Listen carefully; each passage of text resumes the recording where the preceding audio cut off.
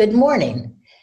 My name is Elaine Kmark, a senior fellow here in governance studies at the Brookings Institution. And we're here today to talk about a very topical subject: do debates matter? We are only one day away from the first presidential debate in one of the most intense and consequential presidential elections in our lifetime. So as we get ready to watch tomorrow night, we thought it would be good to do three things. First, we'll look back a bit at some of debate history, some of presidential debate history.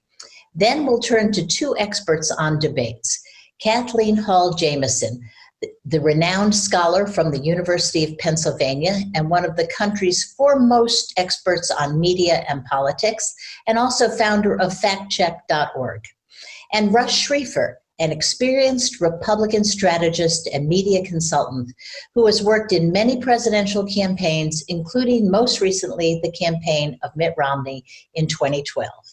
In our third segment, we'll take questions from the audience. You can submit questions in the chat function or via Twitter at #politics2020 or via events@brookings.edu. Let's have a look at the very first presidential debate between Kennedy and Nixon. Here is a picture of them that shows really the problem. The very first televised presidential debate was between these two men in 1960. And the idea didn't come from the candidates or the political parties, it came from the networks. Kennedy quickly accepted. Nixon, against the advice of many, also accepted. It is now widely thought that 1960 debate was a disaster for Nixon, who had been sick, who made no effort to cover up his 5 o'clock shadow, and who looked bad compared to the tan and rested Jack Kennedy. As you can see in this photograph, Nixon is wiping sweat from his face. Those who heard the debate on radio thought Nixon had won. Those who saw it on TV thought Kennedy had won. The first presidential debate showed the incredible impact of television and added a new requirement to presidential candidates, that they be telegenic. 16 years passed between the first and second debate in 1976, when President Gerald Ford agreed to debate Jimmy Carter. That debate, along with an amendment from the Communications Act, solidified the tradition and we have had debates ever since. It is not surprising that some of the greatest debate moments ever were had by candidate and then President Ronald Reagan, a former movie actor whose comfort in front of the cameras is legendary. But going into the fall campaign in 1980, Reagan and Carter were neck and neck in the polls. In the following clip from Reagan's 1980 debate against President Jimmy Carter, he asked the question that many think was responsible for his subsequent landslide victory: are you better off today than you were 4 years ago? Next Tuesday, all of you will go to the polls, will stand there in the polling place and make a decision. I think when you make that decision, it might be well if you would ask yourself, are you better off than you were 4 years ago? Is it easier for you to go and buy things in the stores than it was 4 years ago? Is there more or less unemployment in the country than there was 4 years ago? Is America as respected throughout the world as it was? Do you feel that our security is as safe, that we're as strong as we were 4 years ago? And if you answer all of those questions yes, why then I think your choice is very obvious as to who you'll vote for. If you don't agree, if you don't think that this course that we've been on for the last 4 years is what you would like to see us follow for the next 4, then I could suggest another choice that you have. 4 years later, President Reagan was running against Jimmy Carter's vice president, Walter Mondale. In his first debate, things didn't go so well. Reagan appeared old and confused in a performance that led many to wonder if he was too old for the job. But in his second debate, Reagan had a memorable comeback. Watch. Mr. President, I want to raise an issue that I think has been lurking out there for 2 or 3 weeks and cast it specifically in national security terms. You already are the oldest president in history, and some of your staff say you were tired after your most recent encounter with Mr. Mondale. I recall yet that President Kennedy had to go for days on end with very little sleep during the Cuba Missile Crisis. Is there any doubt in your mind that you would be able to function in such circumstances? Not at all, Mr. Truitt, and I want you to know that also I will not make age an issue of this campaign. I am not going to exploit for political purposes my opponent's youth and inexperience.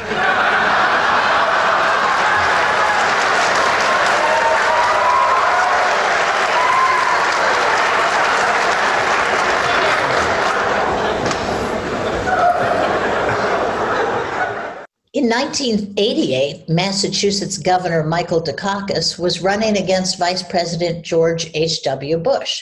It was a close race, but Dukakis wasn't helped when, in the second debate, he gave the following answer to moderator Bernard Shaw. Watch and see if you can see what's missing there.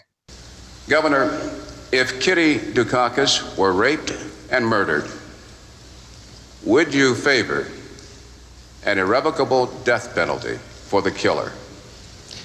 No, I don't, Bernard, and I think you know that I've opposed the death penalty during all of my life. I don't see any evidence that it's a deterrent, and I think there are better and more effective ways to deal with violent crime. We've done so in my own state, and it's one of the reasons why we have had the biggest drop in crime of any industrial state in America, why we have the lowest murder rate of any industrial state in America.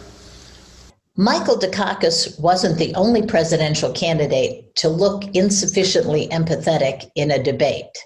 Have a look at this photo from the 1992 debate when President Bush was caught checking his watch during an exchange with a woman who asked about the impact of the recession on him.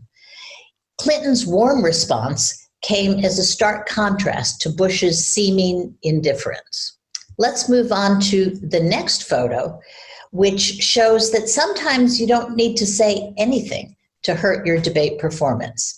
During the 2000 debate between Vice President Al Gore and Texas Governor George W. Bush, Gore, thinking the camera was not on him, grimaced and sighed loudly while Bush was talking. Saturday Night Live made merciless fun of him, as it has of many other politicians. And the satire, frankly, solidified the impression that Gore was just rude and arrogant. And in his 2016 debate against Hillary Clinton, Donald Trump repeatedly invaded her space, keeping the camera on him and his looming presence.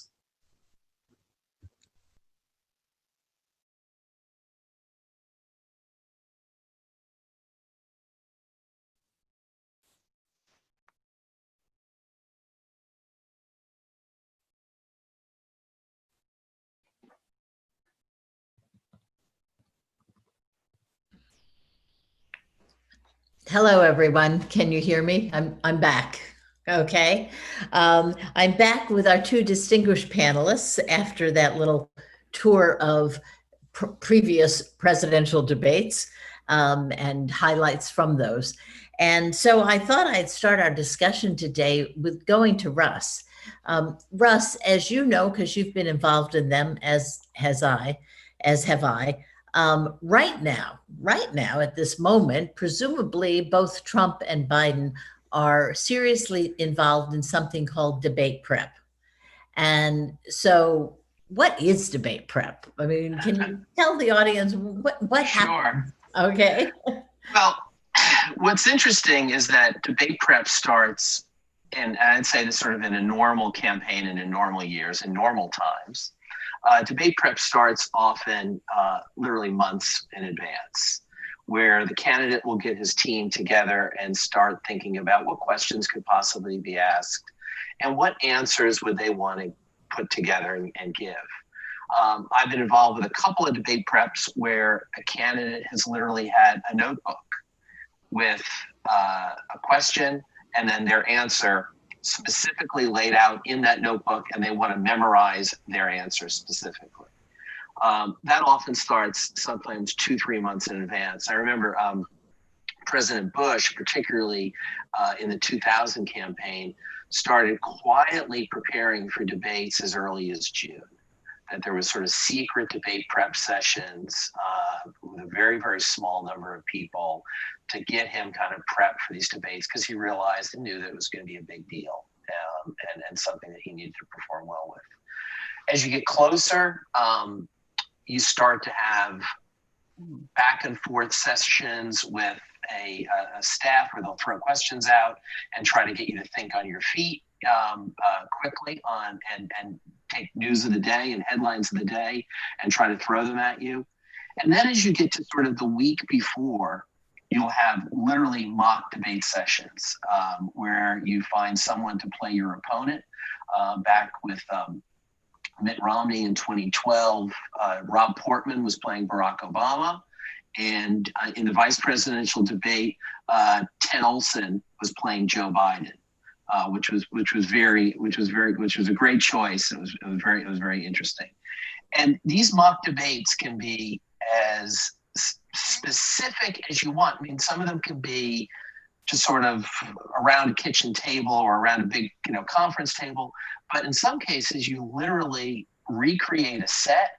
You have the podiums exactly the distance that they're going to be, exactly the height. You try to create game day situations.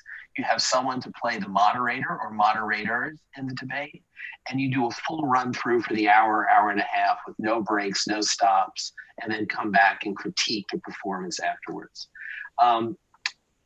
Dick Cheney famously would want to have rehearsals at the exact same time that the debate would be occurring. So he would have, if the debate was going to occur at 8 o'clock at night, he would want to have a full run through at 8 o'clock at night. And in fact, there was probably no one as more disciplined in the way he approached debate prep than Vice President Cheney was, both in 2000 and the 2004 campaign. Romney was a little bit of both. He liked to kind of sit around and have conversations about his policy and potential answers to questions. But when it came time to have a game day situation, there was very, very serious mock debates moving into the sessions. That's what normally happens. Other candidates just want to sit around and kind of toss questions out. Other candidates, there's no discipline into who's in the room. Our experience is that a small number of people is a much better debate than a large group. I've been in debate sessions where there's 15 plus people in the room.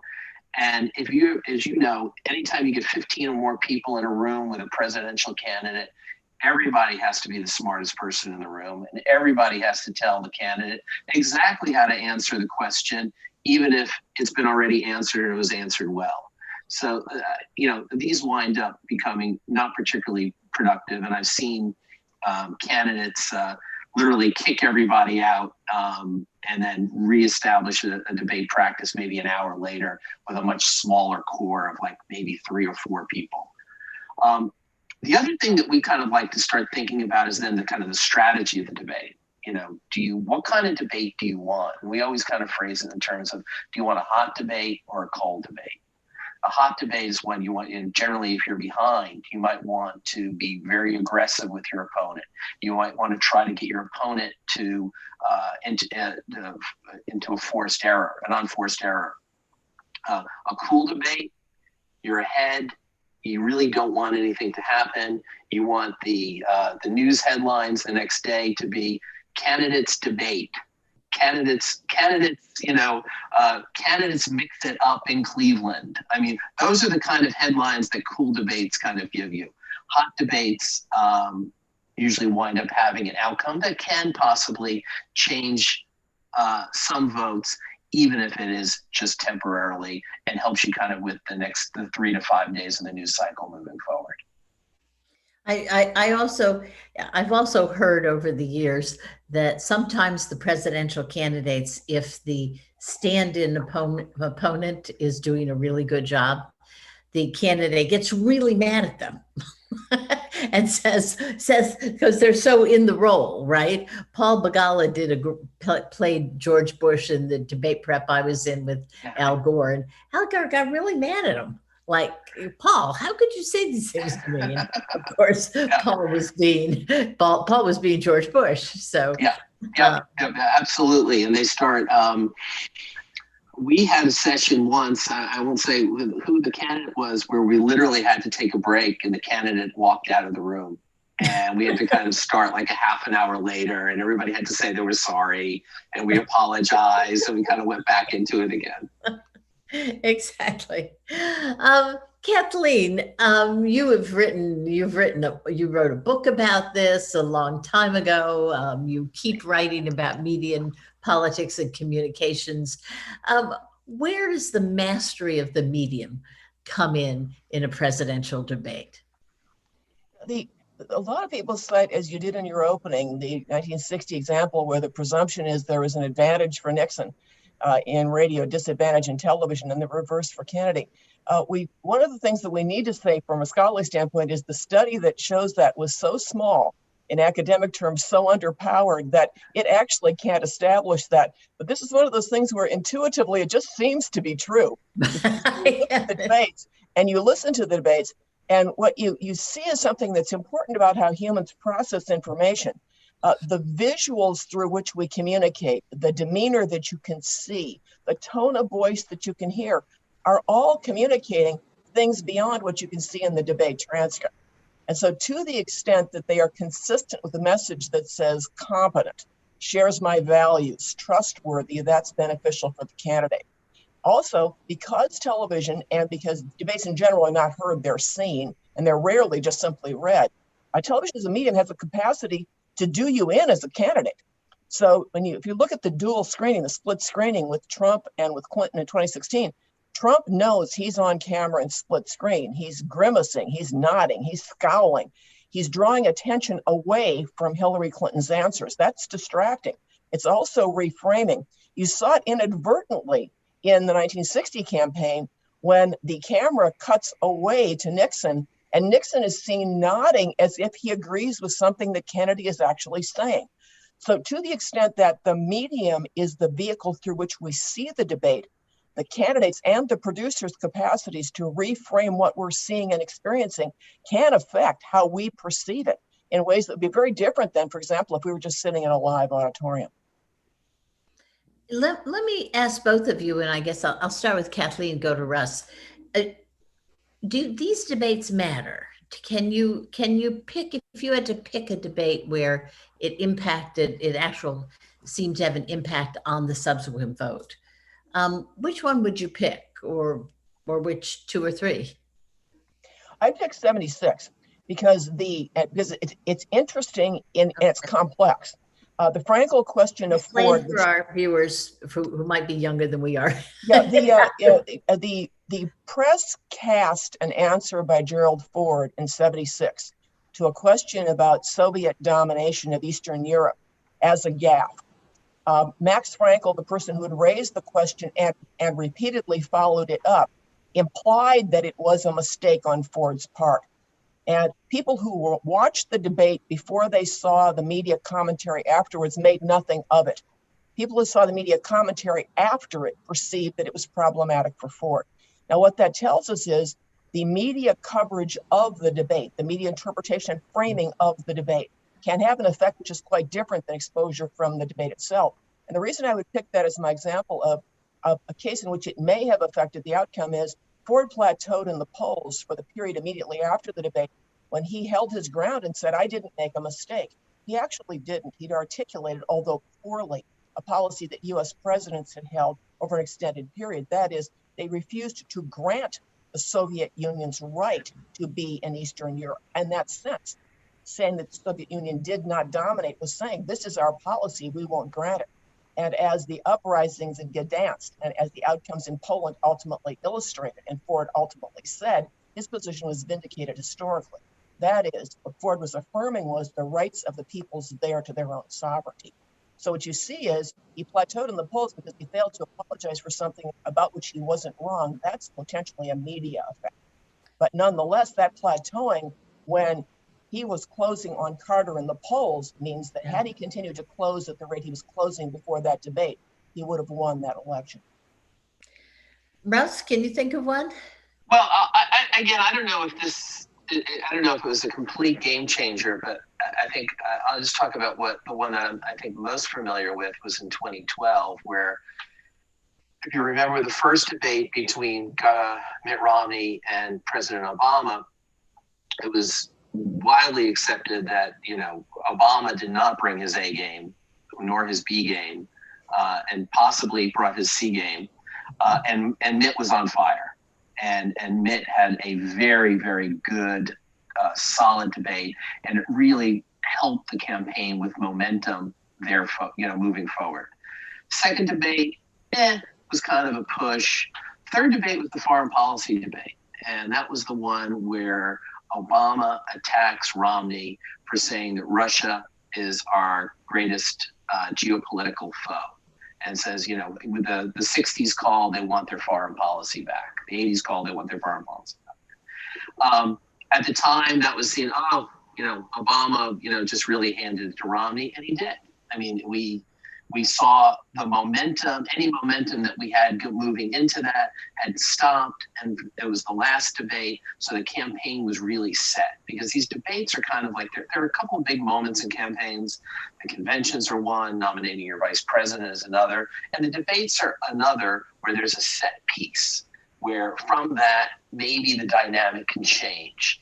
And maybe it doesn't change completely the trajectory of the race, but what it does is it changes it for a while. And being the last debate, that really changed the direction. It seemed that Obama had gotten the upper hand on Romney in that last debate. And for the next 2.5, 3 weeks, then we had Hurricane Sandy. It was just starting for Romney to kind of start going down. And our polling showed that we were pretty tight and very, very competitive through that point. And then after that, we just were never kind of winning in the states that we needed to win it. We're never winning by enough anyway. So that would be the one that I would point to. It's interesting. We have seen incumbent presidents. Sometimes they screw up their first debate. And I wonder if it's we had Obama, we had Bush. I think you could say Gerald Ford. I think you could probably say Jimmy Carter in his debate against Reagan. Reagan in 84. And Reagan, that's right, and Reagan in 84. I wonder what that is. Is it they feel like, look, I have so many other important things to do. Why do I have to sit here in this room with my aides for 2 days and answer questions? And, they probably resist doing the sort of debate prep that they should be doing. Well, there's another, it is very different. When you're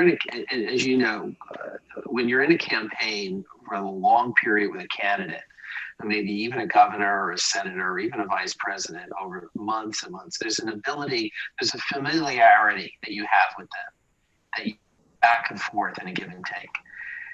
And all of a sudden now you're not sitting with the guy who's the candidate or the woman who's the candidate who might have been a senator or a governor, but you're now sitting across from the president of the United States. And you're having to give the president of the United States, criticize his record, in a way that, they don't like to hear, that they're not used to hearing. And so I think you pull your punches. I think punches are pulled. And all of a sudden they're facing the candidate now, whose entire job is to, punch his opponent in the face as hard as he can. And I think that they're just not used to taking a punch. But what you see is often they recover from that in the second and then third debates. Yeah. Kathleen, what do you think is going on now in the debate about to become tomorrow night? I mean, what do you think? How do you think each campaign is preparing to kind of do something that will change a little bit of the course of this campaign? It's been remarkably stable. I have there's a chart in a recent Brookings piece that I did that shows that from February 1st, 2020 to September 22nd, this race just hasn't moved very much. And when you think of all the dramatic things that have happened in between, a pandemic, Black Lives Matter, conventions, et cetera, it's the stability of the race is astonishing. So what could they hope to accomplish tomorrow night? One of the things about the perspective that says there's remarkable stability is that's a national perspective, not a battleground state perspective. So the campaign isn't actually happening nationally. For practical purposes, it's focused on not simply battleground states, but battleground states where each campaign thinks there are voters who can either be persuaded or mobilized and demobilized to their advantage. And so while we talk in national terms and a debate is aired nationally for practical purpose, the question is, how is it going to be perceived in the battleground states? So the first question that one would ask in this environment is, what are the issues that matter most to those who are most persuasible in the battleground states that I need to mobilize voters up, demobilize voters down, or shift voters? And to what extent can I accomplish that by changing the issues on which they focus to my advantage? And because the debate moderator in the first debate sets the topics, that means framing within topics already preset by Chris Wallace. The second thing to remember is that we're in an environment in which the votes are being cast right now in most states now. You are able to think not about what am I going to be doing on November 3rd, but when am I going to cast the ballot I either have or have not received. Where in the past, debates couldn't really affect outcome because messaging usually creates short-term impacts. And the last debate happened long before the person actually casted a vote on election day. We're now in an environment in which the ballot could be cast right after the debate. That is, you may have it in hand, decide to fill it out that night. So we have a greater capacity to create debate impact than we have in past years. There was a greater capacity in 2016 than in 2012, et cetera, because we've had more early voting. And we're going to have historic levels of early voting this year. So I would say that although the percent of undecideds on average looks substantially lower than 2016, the question becomes, does the proximity of the debate to the voting decision increase the likelihood that those who will vote are going to be influenced by the content? And then from a candidate's perspective, are they addressing the issues that matter? That is, focusing on the things that if you focus on it, you're more likely to vote for that candidate, can shape those votes that are about to be cast. You know, last night there was some pretty bombshell news, which I was watching the football game, so I wasn't paying much attention to it. I'd put my phone away and everything. And I woke up this morning to see that Trump's tax returns are finally out. How are they going to play that? I mean, will that become the first question tonight, Russ? You would think so. You would think that Chris Wallace will ask that out of the box, and you would think that President Trump will have an answer to that. I mean, they were talking about that a little bit yesterday. He's a complicated businessman, and I have a lot of investments, and this is what businessmen do. With President Trump, you start to, the normal rules don't seem to apply. The normal rules of kind of gravity and political political rules don't seem to be part of it. He'll have an answer. Biden will attack him for it. They'll go back and forth on it, and it'll come out kind of a wash, I think, at the end. I think it'll be just to depend upon, are people, as Kathleen said, are people at home in Pennsylvania and Michigan and Florida, are they going to feel offended in some way that they pay a lot more in taxes than the president of the United States does, who is theoretically a billionaire? Yeah. And so it may not be quite in the back and forth that we'll see on the stage, but in kind of how it's framed and how people, I don't know, you really want to say, not how they think about it, but really truly how they feel about it. How does it make, and I think to Kathleen's point, I think that there's a lot of voters who are having that ballot, and they're going to say, okay, I made up my mind. Biden's the guy. I made up my mind. Trump's the guy. I think those early deciders, might be influenced by that first debate to confirm their choice. But boy, I think there's going to be a bunch of people who are going to say, yeah, I'm going to wait for the second debate. yeah, I'll wait for that third debate. And then kind of the late deciders in this, and people who will be mailing in their ballots, towards the last week when they feel like the game has been played. It's sort of like football. I mean, do you call it in the first quarter or in the fourth quarter? You're probably watching the Patriots, so you always have to wait for the fourth quarter. Always, yes, as a Patriots fan, yes. But the other interesting thing about those late deciders, to the extent that there are many, is that those late deciders in a couple campaigns really were impacted by the debates. A lot of people think that in 1980, Jimmy Carter had a shot at holding on to his presidency, but they scheduled that debate so late in the game. It was October 29th. I think maybe, Kathleen, that was the latest presidential debate ever.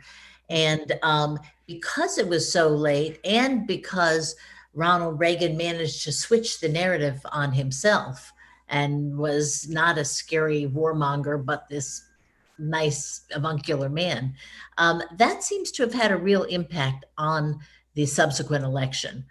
I'm not sure that any of the other debates had that kind of clear-cut impact. Kathleen, can you think of any that might have fallen in that category? Well, one of the things that we look at is, are you able to study it well enough to answer the question? So the difficulty historically has been, how do you locate the audience that was going to watch the debate, and as a result, study it? And then how do you locate the audience that was exposed to the press coverage afterwards and study it? And how do you find the electorate that both watched the debate and watched the coverage afterwards?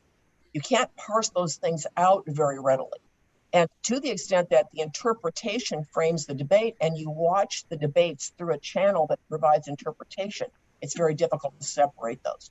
So whenever people ask the question, can you know if, under what circumstances, my answer is, academically, we will never, I think, have a method underlying what it is we do to answer that with the kind of certainty that we can answer some other kinds of questions. We can say that debate exposure does change attitudes that we have been able to track. But then you're studying how people project they vote based on that. You don't know how they actually voted. So, for example, in the book Cyber War, How Russian Trolls and Hackers Helped Elect a President, which is now out in second edition, I argue that those who watched the debate, the second and third debates, compared to those who didn't watch the debates, when you're controlling for everything else, are more likely to say that Hillary Clinton says one thing in public and another in private. In each of those debates, that issue was raised using Russian hacked, illegally gotten Democratic content as the basis for the question. And in each case, that hacked content was taken out of context.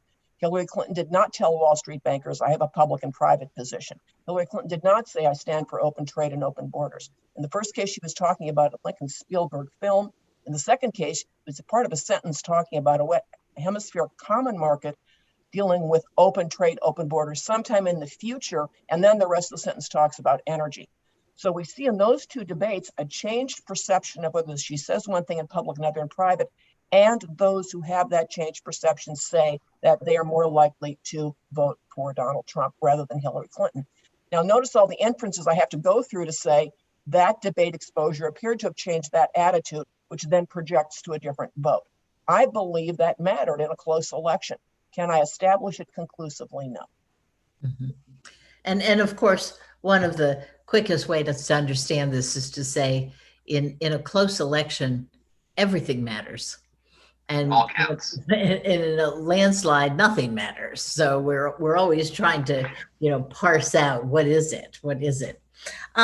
Before we take some audience questions, I want to get from each of you, what's Trump got to do tomorrow night to try to catch up with Biden, and what does Biden have to do to hold on to what looks like a hold, looks like a lead, and including in the battleground states, because we've been seeing lots of polling in battleground states too.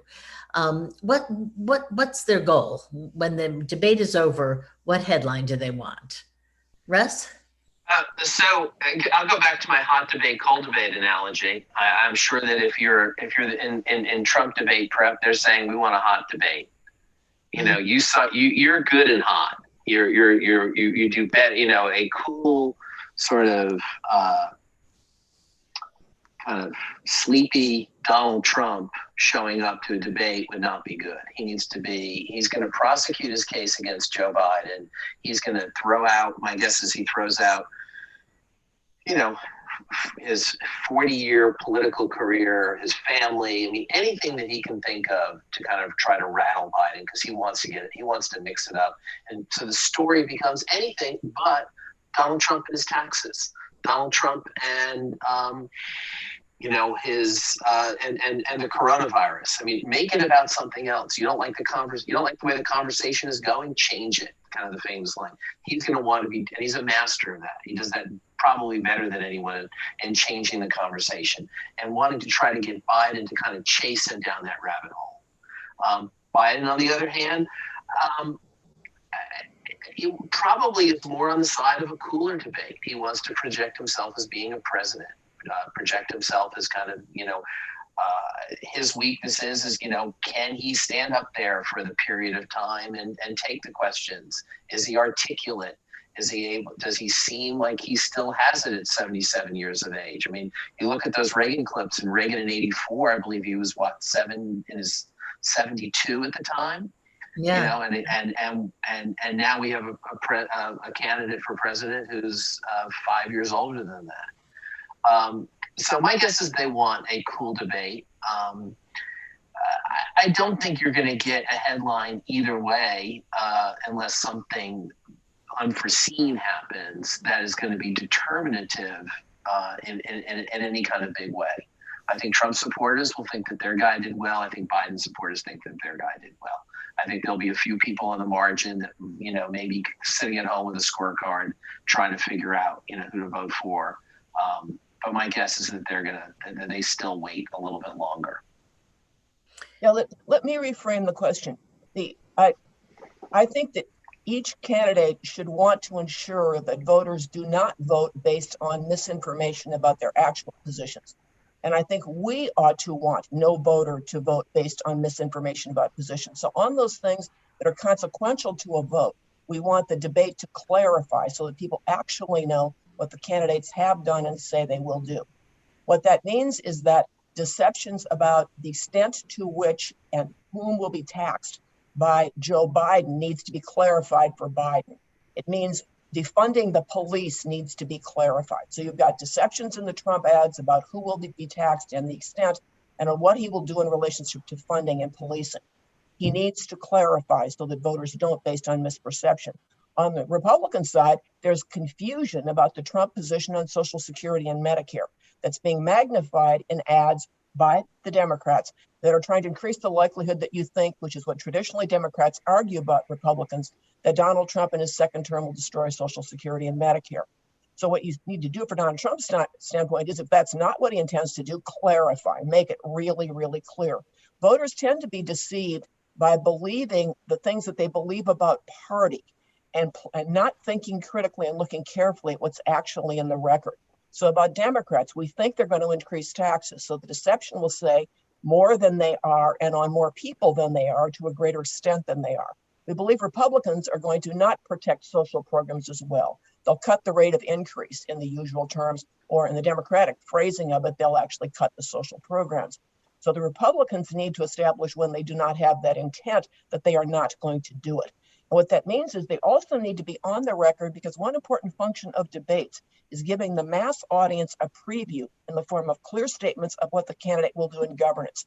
If a candidate stands on the debate stage and says, "I will not," then we take that as a national promise that he, in this case, will act on as president. And so that clarity is important for a second reason. The first is not having misinformed voting. But the second is that the electorate as a whole deserves to know how campaigning forecasts governance. And to the extent that it does, it indicates that we have a representative process, that you are able to vote based on good information that yields an outcome whether you like it or not, that you could have foreseen because the debates helped you build a context of understanding what the candidates would actually do. The public doesn't really realize the extent to which candidates for president try aggressively to keep their promises. When a candidate says, I'm going to do it, says it clearly on a national stage, the likelihood that as president, he will try. He may not be able to accomplish it because he may not have control of Congress, but he will try to accomplish that end. And that makes debates important because they increase learning and tying campaigning governance. Yeah, this reminds me, Kathleen, and I think I'll send this to you, of one of the questions that's come in from one of our viewers. And it relates to, of course, fact checking.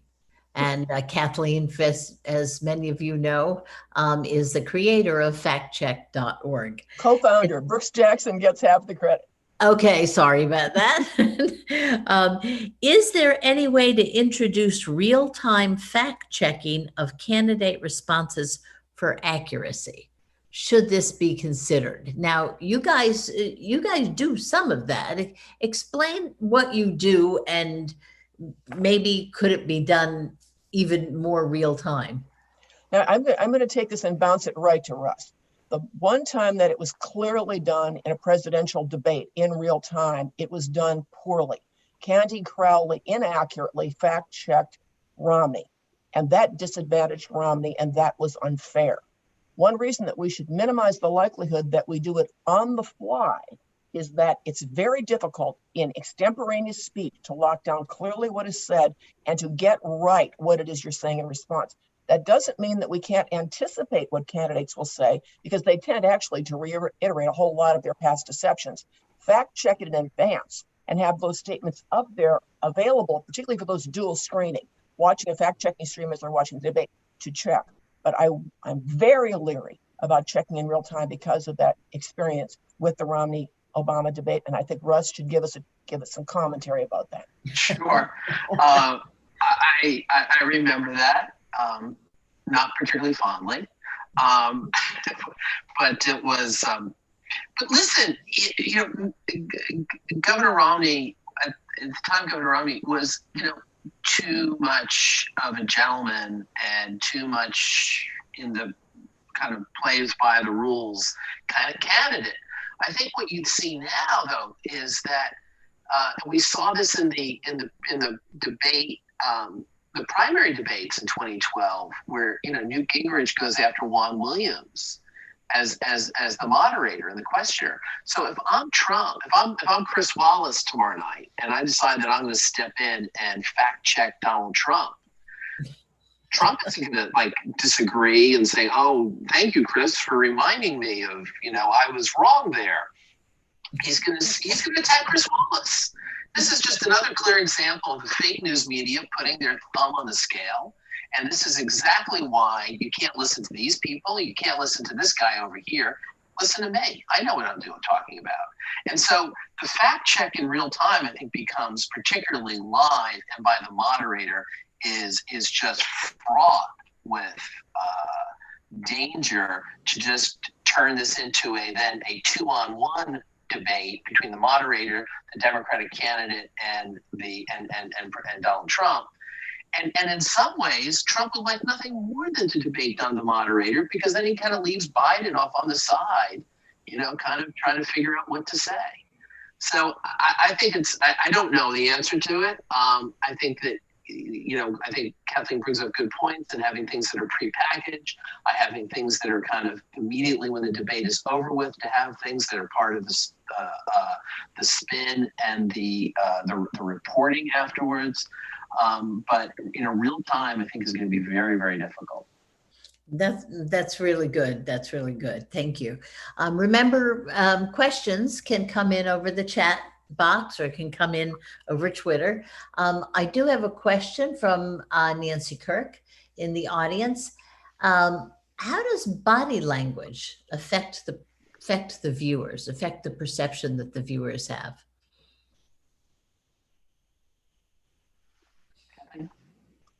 Largely, we interpret our candidate through a favorable lens, and the candidate we oppose through an unfavorable one. So when people frame questions in terms of what is the objective meaning of something, how do you create a universal context of understanding, it's just not the way communication works. So while I might look at Donald Trump moving in on Hillary Clinton's space, standing behind her as his being strong and competent, alternatively, I might look at it as stalking. So Right. now, I can tell you which of those perceptions is more likely to be the perception of the Democrat, which is more likely to be the perception of the Republican Trump supporter. The cue has to be fairly clear in its own right and fairly telegraphic to have a universal meaning. There are moments in which you worry a lot about the interpretation that people put on things, and as a result, people start to see them through that interpretation of others. That moment you showed where George Bush is looking at his watch is one of those. That is often interpreted as evidence that George Bush was just out of touch in the debate. Let me give you an alternative. Bill Clinton was talking at great length, and he was looking down to try to find out when was Clinton going to end. So you also have in the Kennedy-Nixon debates, there's a clock off to the side. Nixon looks off to the clock periodically. One interpretation is he's shifty-eyed. Another is he's looking off to the clock at the side. Nixon perspires profusely during the debates. That's genetic. That means that your ancestors way, way back married other ancestors way, way back, were prone to sweating under hot lights. And over time, that genetic pool of selectivity gave you someone who's more likely to perspire on hot lights. The idea that suggested that he was under stress and as a result wasn't handling it well is simply runs in defiance of what we know about how biology works. So the danger is that we take telegraphic cues to mean something that they don't, or that we take the interpretation of someone else about what they mean uncritically, or that we simply process through our own partisan lens and we don't see it for what it is. I try to set most of those things aside as a result to the extent possible because they're so fraught. You know, Elaine, you take a look at, you mentioned the Gore-Bush debate in 2000 where Gore was caught grimacing and sighing and stalking Bush. And there was that famous, moment where Gore kind of approaches Bush and Bush looks at him, kind of nods his head and acknowledges him and kind of pushes him back. For years after that, in debate prep, it was like, don't do what Al Gore did. Don't do that. You don't want to do that. The camera's always on you, kind of look down, take notes, don't encroach upon your opponent. In that same year in 2000, there was the famous, not at the presidential level, but at a Senate campaign, the famous debate between Rick Lazio and Hillary Clinton, where Lazio gives Hillary a pledge to sign and walks over to the podium and kind of, seems like he's like hectoring her to kind of sign it. Seems clearly a bad moment for Lazio, that debate. And then in 2016, along comes Trump and literally breaks every single one of those rules. Is grimacing, is sighing, is making faces, is talking over the person, is stalking them. And yet that doesn't seem, that seems to, work for him. So, and I think that what you say is that I do think that viewers, we know how more than anything to look. We may not know how to. We may not read as much anymore. We may not, analyze as much anymore. But we are consumers of video like never before, and generations younger than us are entirely consumers of video. Mm-hmm. And so they kind of know, and they pick up video cues much, quite a bit. We all do, and younger generations even more so. So I think that if you just feel comfortable, if you're seen as comfortable, Trump seemed comfortable doing that. And therefore voters kind of look at that and say, okay, he is who he is. And if you like him, you kind of like him because of that, not in spite of it. Hillary Clinton in an interview recently discussed that debate episode for a long time and discussed her, I don't know if you saw this, Kathleen, or not, discussed what was going on in her head. She knew he was looming behind her. She felt it was a kind of threatening, inappropriate presence, but she never did know what to do. Should she have turned around and said, "Back off, buddy? Get away from me. What are you doing? Or can I do something for you?" It was interesting because when Al Gore invaded George Bush's space, George Bush sort of just looked at him and said, "Can I help?" Did he say, "Can I help you?" Can I help you, buddy? Yeah, "Can I help you, buddy?" Which had the effect of pushing Gore away and stopping and making it look like Bush was standing up for himself. So it was an interesting moment that obviously Hillary Clinton is still wondering what she should have done. But there's something else that's happening there. By virtue of Donald Trump doing that, he distracted Hillary Clinton. Part of her cognitive capacity is now dealing with the looming presence of a gigantic, potentially menacing male standing behind her, which means that she does not have all of the strategic resources available to focus on the audience member she's supposed to be answering. And so to the extent that you're giving cues to the audience member because you're responding to a question, he's actually accomplishing something. He's disadvantaging his opponent substantially, which is why we ought to have rules that govern this, and the moderator ought to enforce those rules. The moderator ought to have said, "Excuse me, I want to stop for a moment. Candidate Trump, please get back over where you're supposed to be." Now, Madam Secretary, let's take that question again. Also, to the extent that the press becomes our way of seeing these things, the press displaces our ability to understand. Things move into short-term memory, and then they disappear if we don't move into long-term memory. Every minute that was spent talking about Trump sniffing through the debate, remember Trump sniffs or snorts in microphones, or Al Gore sighing, was not a moment in the post-debate commentary that helped clarify the candidates' issue distinctions. If we come out of these debates and the public that is subject to the cap on deductions of state and local taxes doesn't realize that there's a difference between these two candidates and what they would do about the deduction of state and local taxes, then that's a significant lapse in the journalist activities. So journalists, if you focus us on that, first, we're not moving the issue knowledge we got into long-term memory. The important things that might matter to us in voting aren't moving into long-term memory. Shame on you. But secondly, important time that you could spend focusing and reinforcing issue distinctions or indicating what wasn't asked and answered, but to which you know an answer, is also being squandered. Well, we've got one final question here, but it's a doozy, and it comes from the audience. And the question is, have most voters made up their minds for who to vote for, including the undecided voters? Which is a really good question. If everybody's made up their minds, do these matter? Russ? Haley Barbour, Governor Barbour, used to have this, we did some work for him, and he used to have this great phrase. He'd say, tell me what the ballot test is among the undecideds. And what he meant by that was, and you saw this 4 years ago, is that among those people who are unfavorable to both candidates, Trump won that number. So I want to take a look at who the undecideds are and what is the fave on faves of each of the candidates among the undecideds. And that pretty much gives me an idea of kind of where they may break on election day.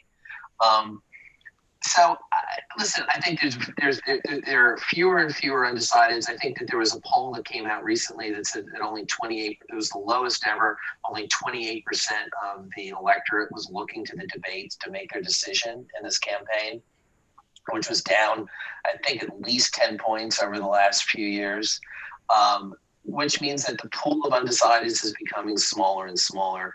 And I think what you're going to be wanting to look at is which candidate has a higher favorable among those people who are undecided going into the last weeks of this campaign. And as we see that, I think that could be more. And then that along with, who's motivating their base, which is what this is all about. Is Donald Trump able to get, higher numbers of white, non-college educated voters in the Midwest and kind of bump that number up by a couple of points? Is Joe Biden able to get more African American voters in the Philadelphia area out in order to win Pennsylvania. Those are the things I think most of these campaigns are going to be looking at. Kathleen? Yeah, I mean, tell me that you voted reliably in the past. Tell me that across that time, you've always voted for Republican, you've always voted for a Democrat, and I don't need much more information other than whether you're going to vote. If you voted in the past, the likelihood you will is extremely high. The people who are more susceptible to influence are those who aren't as tightly anchored to party. They're not as tightly anchored to voting at all, and they're not as consistently voting for one party when they have across the past. And to the extent that they feel ambivalence about both candidates, they're not already anchored in party. The question is, are they going to vote at all? First question, and Russ is featuring that question. So can I mobilize or demobilize them to my advantage? And then secondly, how do I increase the likelihood that they are focused on issues that matter to them, on which my position is consistent with what they want a president to do, framed in a way that leads them to believe that I will act in their self-interest and that I share their values. If I can communicate those two things among the pool that are susceptible, I'll increase the likelihood on the margin that they'll tilt in my favor. The most people in the election are already decided in most elections, just out of the box. But you have capacities within those who aren't as anchored by party and are feeling ambivalence and don't have the solid history of voting in a particular way, and not a solid history of voting in general, to shape influence. And that's potentially where this matters. Those people, however, are less likely to be viewing debates. So they're more likely to be influenced by whatever happens downstream of the debates in forms of the memes or the clips or the things that circulate within their media spheres. It's important that mainstream news, to the extent that it can, break through that with good information about legitimate distinctions between candidates that will forecast governance.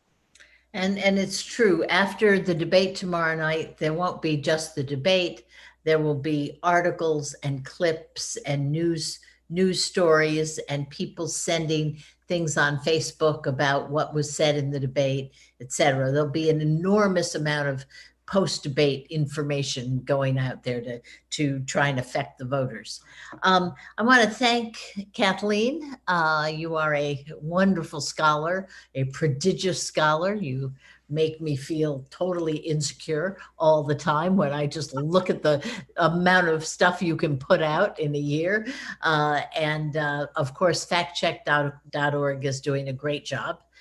Congratulations with that. Russ, your list of candidates and your list of experience all over the country is truly overwhelming. And I hope you have some good candidates this year too, because I know you always do, and you always do a great job for them. And to our viewers, thank you very much for joining us. And I hope that this little session will help you, if you choose, to join in tomorrow night and have a look at the first presidential debate. And maybe come back and tell us, does it matter? Thanks so much. Thank you.